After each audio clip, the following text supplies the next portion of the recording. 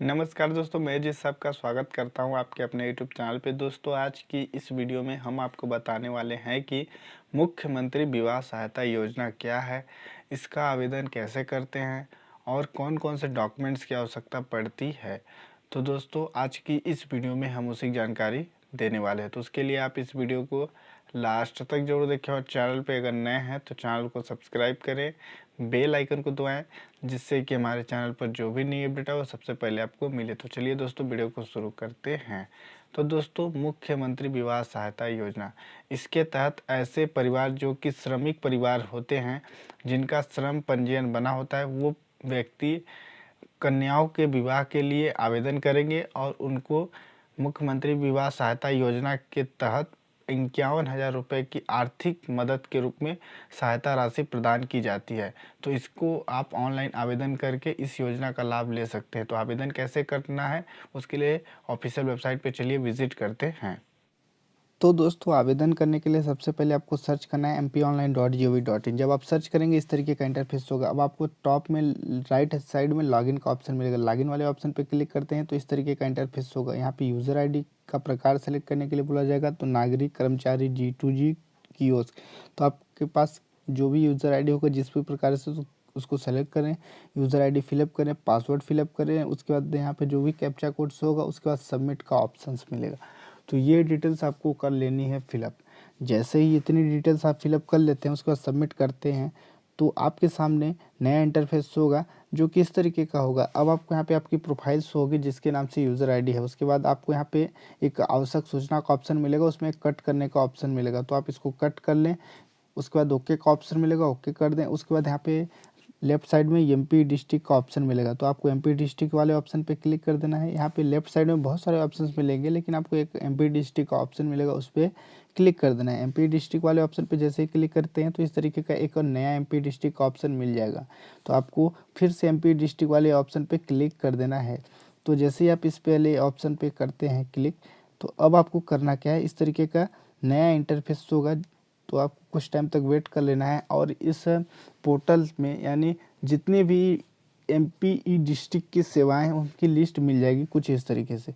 तो अब आपको करना क्या है, नीचे में आएंगे, यहाँ पे एक ऑप्शन मिलेगा श्रम का। तो आपका जो ऑप्शन है ये श्रम वाला है, इस वाले ऑप्शन पे क्लिक कर देना है, क्योंकि यह जो योजना है श्रम विभाग की योजना है। उसके बाद अब आपको यहाँ पे दो ऑप्शंस मिलेंगे, तो आपको नीचे वाले में 2.2 विवाह सहायता योजना का लाभ प्रदान करना, इस पर कर देना है क्लिक। इस पर जैसे ही क्लिक करते हैं यहाँ पे तीन ऑप्शंस मिलेंगे, आप देख सकते हैं। तो पंजीयन, प्रथम अपील, द्वितीय अपील। पंजीयन का मतलब दोस्तों नया आवेदन, और प्रथम अपील का मतलब कि आपने आवेदन किया है और आपके आवेदन पे जो वर्किंग डे की कार्यवाही है उस पर नहीं की गई है तो आप प्रथम अपील कर सकते हैं। और आप अगर प्रथम अपील से संतुष्ट नहीं है तो द्वितीय अपील कर सकते हैं। यानी इसके जो नोडल ऑफिसर हैं वो सही कार्रवाई नहीं करते हैं तो उसके अपर नोडल ऑफिसर के ऊपर आवेदन कर सकते हैं। अगर उसके ऊपर वाला भी अधिकारी अच्छा ऑप्शन नहीं करता है तो द्वितीय वाले के ऑप्शन पे क्लिक कर सकते हैं। तो जैसे पंजीयन वाले ऑप्शन पे क्लिक करेंगे इस तरीके का रेफरेंस नंबर जनरेट होगा, उस पर नोट कर लें। उसके बाद इस तरीके का एक ऑप्शन मिलेगा, तो आपको सेंड एनीवे वाले ऑप्शन पे क्लिक कर देना है। उसके बाद एक फॉर्म आपके सामने ओपन होगा।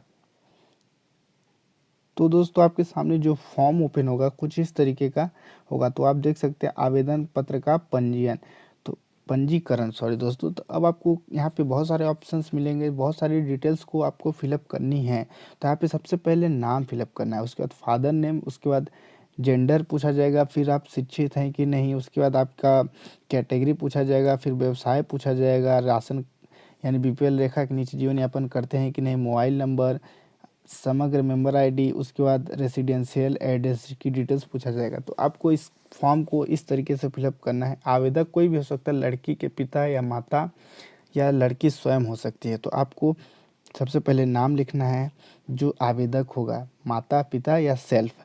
उसके बाद उसके पिता का नाम, उसके बाद उसका जेंडर, मेल या फीमेल या अदर जो भी है उसको सेलेक्ट कर लें। उसके बाद शिक्षित हैं कि नहीं, हाँ या नहीं का ऑप्शन आपको मिलेगा। हाँ तो हाँ पे क्लिक करें, नहीं तो नहीं पे। फिर वर्ग पूछा जाएगा, एसटी, एससी, ओबीसी, फिर जनरल का ऑप्शन मिलेगा। तो जो भी कैटेगरी होगी उसको सेलेक्ट कर लें। उसके बाद आपसे पूछा जाएगा व्यवसाय, तो आप अपनी व्यवसाय को सेलेक्ट कर लें। विद्यार्थी, कृषि, कृषक, व्यवसायी या अन्य का ऑप्शन मिल जाएगा। उसके बाद आपसे पूछा जाएगा कि क्या आप बीपीएल रेखा के नीचे जीवन यापन करते हैं कि नहीं। तो दोस्तों आपको कंपलसरी है मोबाइल नंबर फिलअप करना, क्योंकि इस मोबाइल नंबर पे आपको एक मैसेज के थ्रू डिटेल्स मिलती रहेगी। अगर आपका व्हाट्सअप नंबर है तो और बेस्ट है दोस्तों, व्हाट्सअप पे सर्टिफिकेट से रिलेटेड भी डिटेल्स मिल जाएगा। यहाँ पे मेंबर आईडी फिलअप कर दें, यानी समग्र मेंबर आईडी फिलअप कर दें। उसके बाद यहाँ पे आधार नंबर फिलअप कर लें। उसके बाद रेसिडेंशियल एड्रेस फिलअप कर लें, रेसिडेंशियल एड्रेस जहाँ रहते हैं उसको फिलअप कर लें। उसके बाद यहाँ पे पोस्टल पिन कोड फिलअप करने के लिए बोला जाएगा। तो दोस्तों पोस्टल पिन कोड फिलअप करने के बाद आपको यहाँ पे ज़िला पूछा जाएगा, तो ज़िला को सेलेक्ट कर लें। तहसील को फिलअप करने के लिए बोला जाएगा, जो भी तहसील ऑफिस आपकी लगती होगी उसको फिलअप कर लें। उसके बाद आपका क्षेत्र पूछा जाएगा, शहरी क्षेत्र है कि ग्रामीण क्षेत्र, उसको सेलेक्ट कर लें। अगर शहरी क्षेत्र हो तो नीचे ग्राम/शहर वाले ऑप्शन पे शहर का नाम मिलेगा, और अगर ग्रामीण क्षेत्र है तो ग्राम का नाम मिलेगा। तो इस तरीके से आप सेलेक्ट कर ले। अगर शहरी क्षेत्र है तो उसके बाद वार्ड का नाम मिलेगा। हर शहरी क्षेत्र में एक वार्ड होता है, तो आप उसको सेलेक्ट कर लें।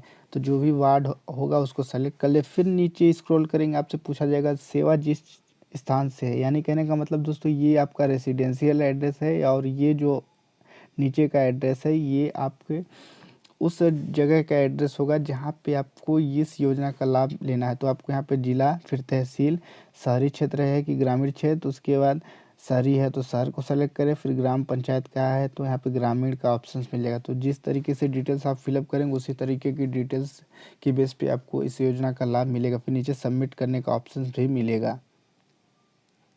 तो दोस्तों कहने का मतलब है कि ये आपका रेसिडेंशियल एड्रेस हो गया, और ये जो ऑप्शन है दोस्तों, इस एड्रेस पे आपका जो भी नोडल ऑफिसर होगा उसके पास ये आवेदन जाएगा। यानी ये यहाँ पे आप रहते हैं और ये जो है इस क्षेत्र में आपको इस योजना का लाभ चाहिए।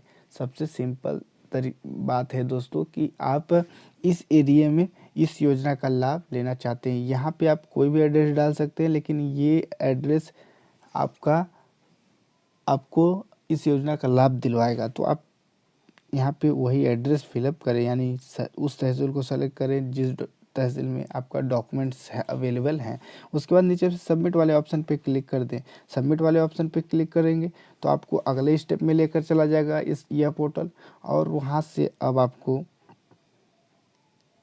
तो जैसे ही आप अगले स्टेप के लिए आते हैं तो आपका जो फर्स्ट स्टेप और सेकंड स्टेप का आवेदन है कंप्लीटेड रहेगा। नीचे में स्क्रॉल करेंगे, आप इस तरीके से आवेदन को देख लें। फिर नीचे में जैसे ही स्क्रॉल करेंगे तो आपको बेसिक डिटेल्स और पूछा जाएगा। तो बेसिक डिटेल्स में आप देख सकते हैं कि क्या क्या डिटेल्स फिलअप करनी है। तो सबसे पहले आपकी सारी डिटेल्स जो आपने पहले फिलअप की है उसकी डिटेल्स मिल जाएगा। फिर स्थायी पता और आपको अन्य डिटेल्स पूछा जाएगा। तो स्थायी पता का मतलब दोस्तों जहाँ पे आप रहते हैं, अगर ये एड्रेस और ये एड्रेस सेम है तो उस डिटेल्स को फिलअप कर दें। और वर्तमान पता जहाँ पे आप रह रहे हैं, और परमानेंट एड्रेस आपसे पूछा जाएगा, तो आप इस तरीके से फिलअप कर ले। उसके बाद पंजीयन परिचय पत्र करवा के, तो पंजीयन का मतलब दोस्तों कि अगर आपका श्रम पंजीयन है तो यहाँ पे पंजीयन नंबर लिख दें। संबल पंजीयन है, यानी गवर्नमेंट ऑफ मध्य प्रदेश के द्वारा संबल पंजीयन भी करवाया जा रहा था, तो आप उसको भी यहाँ पे फिलअप कर सकते हैं। उसके बाद इस पंजीयन की डिटेल्स यहाँ पे फिलअप करें। उसके बाद आपका पंजीयन का जो परिचय पत्र है कब जारी किया गया तो उसको यहाँ पे फिलअप कर लें। उसके बाद अगर आप किस ठेकेदार या किस ठेका कंपनी के अंतर्गत श्रमिक मजदूर हैं तो उसकी डिटेल्स आपको यहाँ पे फिलअप कर लेनी है। तो आप इस तरीके से पंजीयन क्रमांक फिलअप करें। फिर पंजीयन की जो डेट है कब जारी किया गया था आपका पंजीयन का परिचय पत्र, उसको फिलअप कर लें। उसके नीचे में आप आएंगे तो आपसे पूछा जाएगा वर्तमान/अंतिम नियोजक ठेकेदार का नाम। तो जो भी फर्म है या जो भी कंपनी है, जिस कंपनी या जिस ठेकेदार के अंतर्गत आप कार्य कर रहे हैं उसका डिटेल्स आप यहाँ पे फिलअप कर लें। उस फर्म का नाम आप फिलअप कर लें। उसके बाद आपके जो भी ठेकेदार हैं उसका जो ऑफिस है उसका एड्रेस आपको यहाँ पे फिलअप कर लेनी है। तो आप इस तरीके से डिटेल्स को सबसे पहले फिलअप कर लें कि जिस भी फर्म में आप वर्क कर रहे हैं या कर चुके हैं तो उसका जो भी पंजीयन क्रमांक है उसको यहाँ पे लिख लें। उसके नीचे पंजीयन करता यानी जो ठेकेदार है उसकी डिटेल्स को लिख लें। उसके बाद उस ठेकेदार का जो एड्रेस है या उस कंपनी का जो एड्रेस है उसको लिख लें। उसके नीचे में आएंगे तो विवाह की तिथि यानी शादी कब है उसकी डिटेल्स आपको यहाँ पे पूछा जाएगा, तो आप उस डेट को फिलअप कर लें। तो दोस्तों जो भी डेट होगी, जिस डेट को शादी है उस डेट को आप इस फॉर्मेट में लिख लें। तो जो भी डिटेल्स हैं आप सही तरीके से फिलअप कर लें। इस फॉर्मेट में आप डेट ऑफ जो शादी मैरिज डेट है उसको लिख लें। उसके बाद नाम जिसका विवाह होना है तो उस लड़की का नाम लिखें जिसकी शादी हो रही है, तो आप इस तरीके से उस लड़की का नाम लिख लें। उसके नीचे में आपसे पूछा जाएगा एज वर्षों में, ईयर में, तो आपको उस लड़की का एज कितने साल की है उसको आप यहाँ पे लिख लें, 21-22 जो भी डिटेल्स है इस तरीके से यहाँ पे आपको लिख लेना है। उसके बाद परिचय पत्रधारी निर्माण श्रमिक से संबंध यानी इस लड़की का इस व्यक्ति के साथ जो आवेदक है उसके साथ या फिर जिसका पंजीयन है उसका ए क्या लगती है, पुत्री या स्वयं, आवेदन करने वाला व्यक्ति और जो जिसकी शादी हो रही है वो पुत्री है या फिर सेल्फ व्यक्ति के नाम से पंजीयन है तो सेल्फ वाला ऑप्शन सेलेक्ट करें, अगर पुत्री है तो पुत्री वाले ऑप्शन पे क्लिक कर दें। उसके बाद जन्म तिथि इस लड़की का डेट ऑफ बर्थ आपको यहाँ पे लिख लेना है, तो जो भी डेट ऑफ बर्थ होगा उसकी डेट ऑफ बर्थ लिख लेना है। उसके बाद नीचे में आपसे पूछा जाएगा वर का नाम यानी लड़के का नाम आपको यहाँ पे लिख लेना है, तो जो भी नाम होगा लड़के का उसका नाम लिख लें। उसकी भी एज ईयर में लिख लेना है यानी साल में कितना साल का है लड़का उसका भी डिटेल्स आपको इस तरीके से लिख लेना है। तो आप जैसे ही डिटेल्स लिख लेते हैं उसके बाद वर का पता पूछा जाएगा, तो लड़के की जहाँ पे लड़का रहता है उसका जो भी परमानेंट एड्रेस होगा उसको लिख लेना है। उसके बाद नीचे में स्क्रॉल करते हैं, आपसे एक नया डिटेल्स पूछा जाएगा क्या आपने पूर्व में भी सहायता ली है, यानी आपने पहले भी इस योजना का लाभ लिया है, तो हाँ या नहीं का ऑप्शन में आप जाकर अगर हाँ करते हैं तो उसकी डिटेल्स पूछा जाएगा कि कब किस डेट को किस पर्पज़ के लिए आपने किस व्यक्ति के नाम से इस योजना का लाभ लिया है। अगर नहीं तो नहीं पे क्लिक करते तो कोई डिटेल्स आपको नहीं पूछा जाएगा। 14 और अगला जो लास्ट स्टेप है इसमें आपको बैंक का नाम पूछा जाएगा सबसे पहले, 14 वाला ऑप्शन यानी जो आवेदन का क्रम है, क्रम वाइज जो आपको फॉर्म फिलअप करना है उसमें आपको जो लास्ट ऑप्शन है बैंक का नाम पूछा जाएगा, बैंक का ब्रांच पूछा जाएगा, आईएफएससी कोड और अकाउंट नंबर, ये डिटेल्स आपको फिलअप कर लेनी है। तो सबसे पहले बैंक का नाम फिलअप कर लेना है, फिर बैंक का ब्रांच फिलअप कर लेना है, फिर बैंक का अकाउंट नंबर फिलअप कर लेना है, फिर आईएफएससी कोड फिलअप कर लेना है। तो जो भी आपका होगा बैंक, जिस भी बैंक में आप इस योजना का लाभ लेना चाहते हैं उस बैंक को आप सेलेक्ट कर लें। उसके बाद आपको नीचे में एक पासपोर्ट साइज फ़ोटो अपलोड करने के लिए बोला जाएगा। तो दोस्तों जब आप यहाँ पे फ़ोटो अपलोड कर लेते हैं यानी जो आवेदक है उसकी पासपोर्ट साइज़ फ़ोटो अपलोड कर लेते हैं, फिर नीचे में आपको आना है, आपको अब वैलिड डॉक्यूमेंट्स के लिए डिटेल सेलेक्ट कर लेनी। तो यहाँ पे आप देख सकते हैं श्रमिक के वैध पंजीयन कार्ड की प्रति, ये वाला ऑप्शन इधर जो आप देख रहे हैं ये जो ब्लू टिक है इसको टिक कर लेना है। फिर उसके बाद लड़के की एक पासपोर्ट साइज़ फ़ोटो और वधू की पासपोर्ट साइज़ फ़ोटो, उसके बाद उनके एज रिलेटेड कोई एक डॉक्यूमेंट्स जैसे कि जन्म प्रमाण पत्र, अंक सूची या फिर आधार पैन कार्ड या फिर किसी भी नोटरी से प्रमाणित कराकर आप अपलोड कर लें, लड़की या लड़के दोनों के लिए। उसके बाद विवाह संबंधित जैसे कि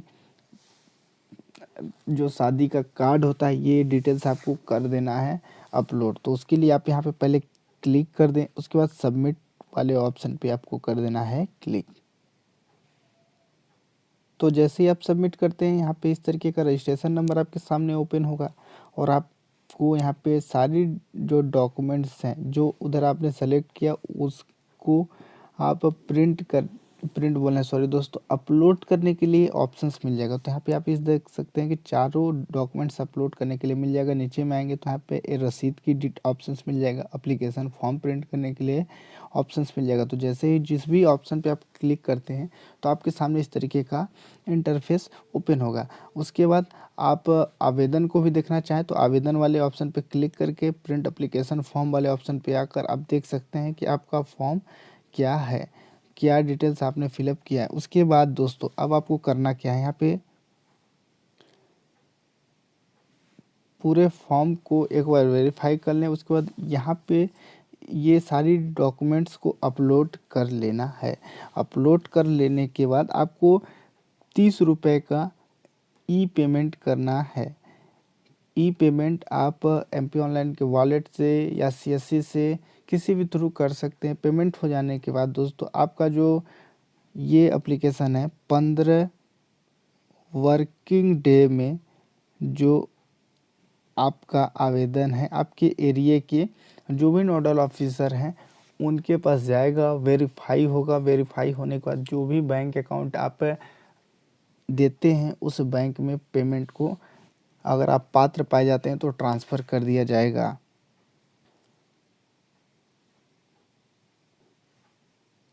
तो दोस्तों जैसे ही आप सारी डॉक्यूमेंट्स को अपलोड कर लेते हैं तो यहाँ पे इस तरीके का व्यू अपलोडेड फाइल का ऑप्शन मिलेगा, डिलीट करने का ऑप्शंस मिलेगा।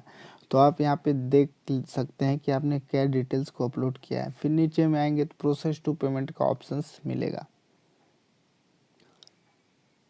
तो दोस्तों जैसे ही आप इस फॉर्म का फीस पेमेंट कर लेते हो तो आपके सामने इस तरीके का इंटरफेस होगा। Application status update successful against reference number, आपके सामने रेफरेंस नंबर जनरेट हो जाएगा। तो दोस्तों आप कुछ इस प्रकार से विवाह सहायता योजना के लिए आवेदन कर सकते हैं। तो दोस्तों आप जब आवेदन कर लेंगे तो आपको जो रेफरेंस नंबर मिलता है और जो एप्लीकेशन नंबर मिलता है उसके थ्रू आप ऑनलाइन स्टेटस ट्रैक भी कर सकते हैं। और जो आपने रजिस्टर्ड मोबाइल नंबर दिया हुआ है अगर वो व्हाट्सएप पे रजिस्टर्ड है तो आपको मैसेज के थ्रू व्हाट्सएप पे उसका जो डिटेल है वो भी मिल जाएगा और एसएमएस के थ्रू भी ये नंबर रजिस्ट्रेशन नंबर आपको मिल जाएगा। 15 वर्किंग डे में आप चाहे अर्बन से सिटीज़ से हो या रूरल एरिया से हो, जिस भी एरिया के लिए आपने अप्लाई किया होगा उस एरिया के द्वारा आपका जो भी डॉक्यूमेंट्स आपने अपलोड किया उसको वेरीफाई करने के बाद आपको ये अगर आप पात्र पाए जाते हैं तो आपको बैंक अकाउंट में पेमेंट को ट्रांसफ़र कर दिया जाएगा।